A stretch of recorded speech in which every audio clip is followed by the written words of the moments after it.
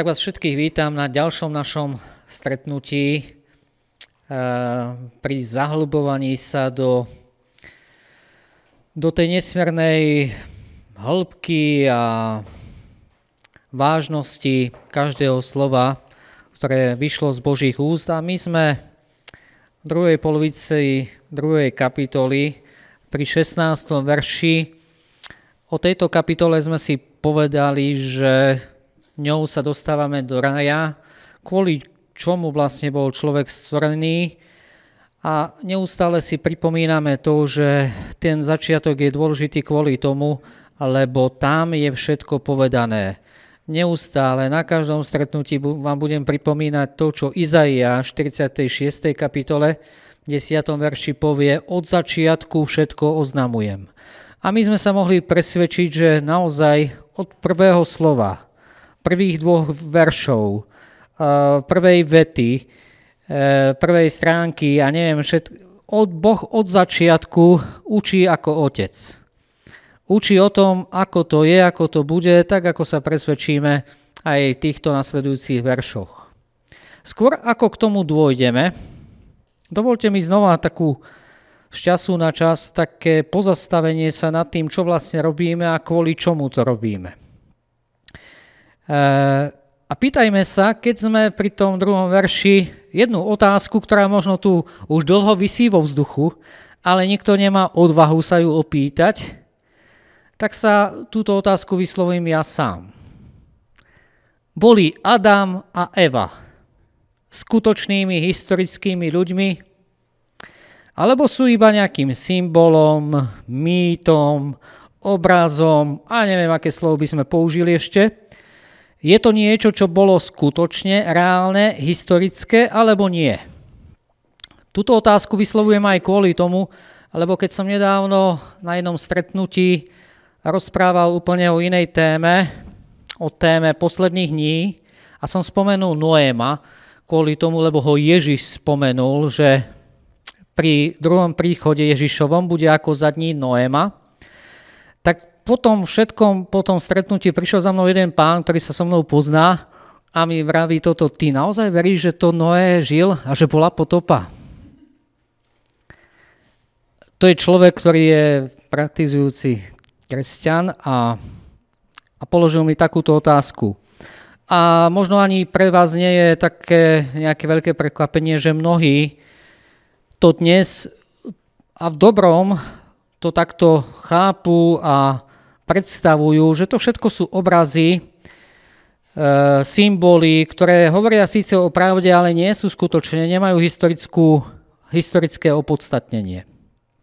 Dokonca spomeniem ešte jednu udalosť práve v súvislosti aj s týmito našimi stretnutiami, keď mi jeden môj priateľ povedal, že to posúva ďalej, ale zase jeho priateľ mu povedal, že odkedy počul, že niekto tu je taký, že verí v historickosť týchto udalostí, tak odtedy to prestal počúvať. A ja sa mu nečudujem, lebo ja som si tým prešiel. To vám hovorím veľmi zodpovedne, že som si tým všetkým prešiel. Ja som takisto nevedel si odpovedať na mnohé otázky, ktoré vychádzajú z toho, a všetko som bral ako obraz, ako mýtus, ako symbol, a veril som to, čo sa dnes predkladá deťom. Ja nechcem túto tému znova otvárať, ale len pre všetkých takýchto ľudí, pri všetkej úcte ku každému sa pýtam niekoľko otázok, ktoré sú veľmi dôležité. Ak Adam a Eva nie sú historickí, nie sú skutoční, nie sú reálni, hriech, ktorý oni spáchali, ktorý má následok na celé ľudstvo, nie je skutočný a reálny? Vykúpenie potom je iba nejaký mýtus, obraz? Prečo by bolo potrebné obnova, vykúpenie, prinávrátenie sa do toho stavu, ako sa modlíme, ako bolo na počiatku, keď to nie je reálne? My sa máme vrátiť k čomu? Nereálnemu? K mýtu nejakému? K obrazu iba nejakému? Tých otázok môže byť veľmi veľa. Ja vyslovím možno už iba jednu.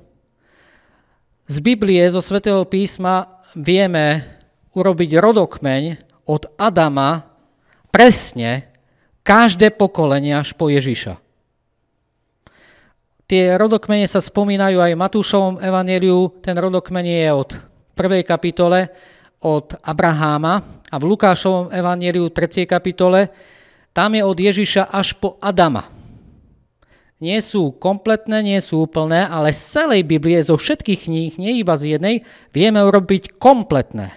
Napríklad po Abraháma, po Noéma je 5. kapitole knihy Genesis. Adam mal syna Seta, Set mal syna Kainana a tak ďalej a tak ďalej.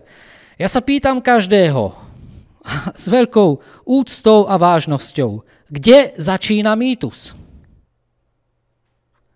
A kde je realita?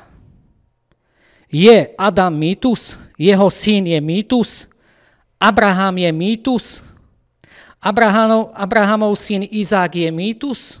Ezau a Jakub, Jakubovi synovia, Jozef egyptský, jeho synovia, Efraim, ktorí sa spomínajú v knihe Zjavenia. Je všetko mýtus? Ježiš je skutočný. Lebo vo Svetom písme máme, že on pochádza z Dávidovho rodu. Je Dávid ešte mýtus? Kde končí mýtus? Kde začína realita? A tých otázok by sme si mohli klásť veľmi veľa. Neustále poukazujem na stránky internetové, kde vedci, zvlášť po objavení DNA v roku 1953, dokazujú, že jednoducho nová informácia, vývoj akýkoľvek je možný iba vtedy, keď to, čo sme si na začiatku našich stretnutí povedali, keď vstúpi nejaký autor, že jednoducho niečo nemateriálne nikdy nevznikne evolúcia z toho, že vznikne nová informácia, že ten vývoj nastolí sa. Nechcem viac už rozvíjať túto tému, ale len pri všetkých tých, ktorí sú veľmi sklamaní z toho, že niekto tu hovorí o tom, že Biblia je pravda. Samozrejme, že nie je fundamentalistická, nie je doslovná, nie všetko, čo sú obrazy, je doslovne tak. A preto je dôležité čítať a dokázať zachytiť posolstvo, lebo vždy je to o vzťahu. Božie slovo je slovo nášho Boha, nášho Otca, ktorý vyjadruje niečo a vždy je dôležitý tento vzťah a dôležité je zachytiť posolstvo. Mnohé obrazy, a mnohé aj príbehy, ktoré sám Ježiš vymyslel, sú o tom, že chcú poukázať na nejakú pravdu, ale neboli reálne, skutočné. Ale tento začiatok je veľmi dôležitý. Lebo my sme si aj povedali, keď je to všetko mýtus, tak v tomto príbehu najdôležitejší na začiatku je kto?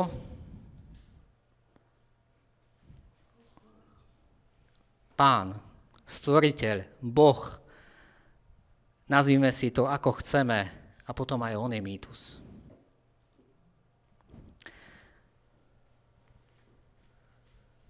Touto druhou kapitolou sme sa dostali do 7. dňa, k vrcholu času. Druhá kapitola je o 7. dni, o ktorom nie je napísané, že skončil. To je zaujímavé. Pri každom ostatnom dni máte napísané, že nastal večer, nastal ráno. Pri tomto dni nemáme, že nastal večer, že skončil tento deň. Kvôli čomu? Lebo všetko je tu stvorené kvôli tomu, čo sme si na predchádzajúcich stretnutiach poukázali, čo hovorí list Hebrejom, že všetko je tu kvôli tomu, aby prišlo do pokoja. A to, čo je neviditeľné, čo chce vyjadriť vnútorný stav, na to mal byť aj čosi viditeľné, aj čosi vonkajšie, lebo to viditeľné učí o neviditeľnom. A preto bol šabat. A preto je tu tento deň pokoja, aby človek v ňom hľadal tento pokoj. Aby aj cez to viditeľné išiel k tomu neviditeľnému. A v tomto dni je napísané v tejto kapitole, na začiatku sme sa s tým stretli, že človek sa stal živou dušou. Sme v raji. A v tomto raji Boh dáva dôležité upozornenie alebo ak chcete o chvíľu k tomu prídeme, príkaz. Príkaz, ktorý je veľmi dôležitý, prečo Pán Boh stvoril svet, prečo napokon stvoril človeka, prečo vytvoril raj, prečo uviedol človeka do raja. Všetko to súvisí k tomu, k čomu teraz v tejto chvíli my ideme a Boh pri tomto bode, pri tomto vrchole dáva 2 verše nasledujúce, je Božie upozornenie, aby človek mal život.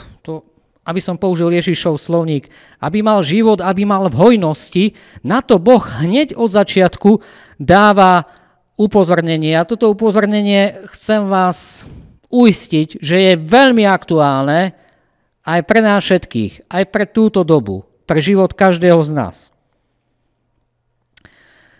Je to vlastne prvé prikázanie, ktorým sa Boh prihovára k človeku. Možno poviete, jak prvé prikázanie, keď v prvej kapitole Boh povedal človeku, aby vládol, aby obrábal, ale nikde sa tam nestretnete so slovom príkaz. Boh iba povedal. Môžeme sa veľa zamýšľať nad tým, aký je rozdiel medzi tým. Príkaz je príkaz.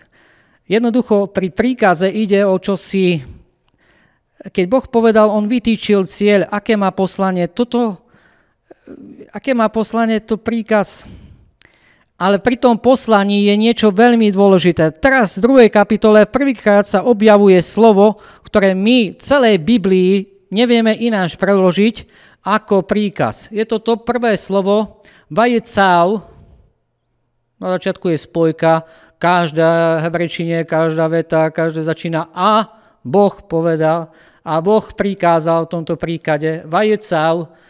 A je to slovo cava a cava znamená príkaz alebo nariadenie. Možno poznáte slovo micva. Viete, že predložka my v hebrejčine znamená z. Micva z prikázaní, akoby niečo z toho, čo je nariadené. Toto doslovne znamená micva a micva v celej Biblii znamená príkaz, nariadenie, rozkaz a neviem ako všetko. Zajímavé je na tom všetkom to, že Pán Boh prikázal človeku. To je prvé prikázanie. A prvé prikázanie je pozitívne. My väčšinou chápeme, že keď hovoríme o viere, o duchovnom živote, že čo všetko budeme obmedzení, čo všetko Boh zakazuje, čo sa nesmie, pokiaľ to ešte nie je hriech a takto my vnímame, že toto je nejaká morálka a podobne. Zaujímavé, že v Biblii prvý príkaz nie je negatívny, nezakazuje sa. Prvý príkaz, a sme pri niečom, čo je veľmi dôležité. To je príkaz, to nie je odporúčanie, to nie je vytýčenie poslania, toto je príkaz. Aby sa naplnilo to, k čomu doteraz sme, použijem termín, cestovali tými veršami, slovami Biblie a sme v raji, sme pri strome života. Aby sa toto všetko naplnilo, tak Boh niečo prikazuje. Nehovorí, čo nesmie človek, ale v prvom rade, čo má. Keď si pamätáte, obrábať a strážiť slovo avoda a šamár, čo znamená uctievať, chváliť, oslavovať a šamár, strážiť vládu Boha, zachovávať prikázania, toto je v celej Biblii zachovávať. Najprv je to avoda, akoby niečo pozitívne. A toto je veľmi dôležité. Prečo je to dôležité? Lebo my väčšinou chápeme, dnes sa opýtajú mnohí, to čo máme robiť, aby sa zmenili naše deti, aby sa zmenila mládež, aby sa zmenila spoločnosť, aby sme sa my sami zmenili. Čo máme robiť? A tu sa dostávame k tomu, že na to odpoveď dáva sám Boh. Prvý príkaz nie. Nie, že čo nesmieš, čoho sa máš vyvarovať. A prvý príkaz sa týka toho, čím sa človek živí. A toto je nesmierne dôležité prijať, pochopiť, zrealizovať, aktualizovať v tejto dobe. Prvý príkaz sa týka toho, čím sa človek živí. Mimochodom, až v 3. kapitole dojdeme ku hriechu. Prvý hriech sa týka čoho? Jedenia. Lebo to viditeľné poukazuje na to neviditeľné. A Boh učí ako jednoduché deti. Neustále budem pripomínať a zdôrazňovať, že napriek tomu, že my tu prebereme hebrejský význam slov, lebo nám poukazujú na ten význam toho všetkého pozadie, Biblia, Božie slovo je napísaná pre Božie deti, všetky deti, nie biblické inštitúty, nie pre vedcov, pre Božie deti. A Boh učí ako deti veľmi jednoducho. Čo je najdôležitejšie pre malé dieťa, čím sa živí? A my vieme, že to viditeľné učí o tom neviditeľnom, lebo Deuteronomium 8.3, Matúš 4.4, Lukáš 4.4 hovorí o tom, nielen z chleba žije človek, ale z každého slova, ktoré pochádza z Božích úst, ktoré vyšlo z Božích úst. Podobne manna a všetky obrazy Biblie na to poukazujú, že toto je čosi veľmi dôležité. Čo sa tým všetkým chce povedať? Tým všetkým sa chce povedať to, že my nič nezmeníme, keď nebudeme rešpektovať prvý príkaz Boha. A prvý príkaz Boha sa týka toho, čím sa človek živí. Čím sa živí jeho telo, ale hlavne čím sa živí jeho duša. Čím sa človek živí? Jeden z najbežnejších obrazov, ktorý vidno v bežnom živote, je pohľad na ocka mamku, ktorí bdejú, strážia to, čo ich dieťatko vezme do pusy. Neviem, či so mnou súhlasíte, lebo ja s tým veľkú skúsenosť nemám, ale jednoducho veľmi dbajú na to, v akom prostredí sú, aby náhodou to, čo možno pre iných, pre dospelých nie je až také nebezpečné, pre dieťatko malé je veľmi nebezpečné. Aby si neublížilo, aby niečo neprehltlo, aby jednoducho to bdie nad tým, čo to dieťa vezme do pusy. A tak by malo bdieť aj nad tým, čo vezme jeho dieťa do duše, do srdca. Lebo to vonkajšie nás učí o tom vnútornom, to viditeľné o tom neviditeľnom, a to je kvôli tomu, aby sme si toto uvedomili. A preto v celej Biblii chlieb je obraz čoho? Chlieb je obraz Božieho slova. Koľko Ježiš rozmnožil chlebov? 5. Prečo 5? 5 Mojžišových kníh. A tak ďalej, a tak ďalej. Všetko je obraz toho viditeľné, učí o tom neviditeľnom. A prvý príkaz sa týka práve toho, prvý hriech sa týka toho, že cez to viditeľné sa učíme o tom neviditeľnom. Vždy to bola úloha kňazov, možno poznáte príbeh Helího synov, ktorí vlastne v tomto zlíhali, bola úloha kňazov strážiť to, čo sa je. Ale to vonkajšie, podobne ako obriezka, ako čokoľvek, poukázalo predovšetkým na to vnútorné. Keď sú nejaké obmedzenia jedla, tak aj kvôli tomu, aby sme si uvedomili, že my nemôžeme hoci čo púšťať do srdca, do duše, aj do sluchu, aj do videnia, aj do toho všetkého. Tam je to slovo akol, tokel na konci. Je veľmi zvláštne vyjadrenie, lebo doslovne to znamená, možno vidíte, že má ten istý základ. Hej. Akal. Jesť, konzumovať. A tento zvrat akal, tokel doslovne znamená, jedením sa budeš živiť. V ďalšom verši sa stretneme s tým, že Boh povie, umieraním zahynieš. O chvíľu si to vysvetlíme. Čo to znamená? Prečo je to tak povedané, že jedením sa budeš živiť? No to, čo príjmeš, prečo sa teraz rozhodneš, bude mať svoje pokračovanie. Vždy je to tak v živote a zvlášť na začiatku to tak bolo. Je to jednoducho proces. Zvlášť pri tej smrti viac možno pochopíme, ako keď ja sa v tejto chvíli rozhodnem, že budem živiť svoju dušu tým, čo vychádza z Božích úst. Ja bude ma to stále viac a viac živiť. Jednoducho sa to prejaví na mojom živote.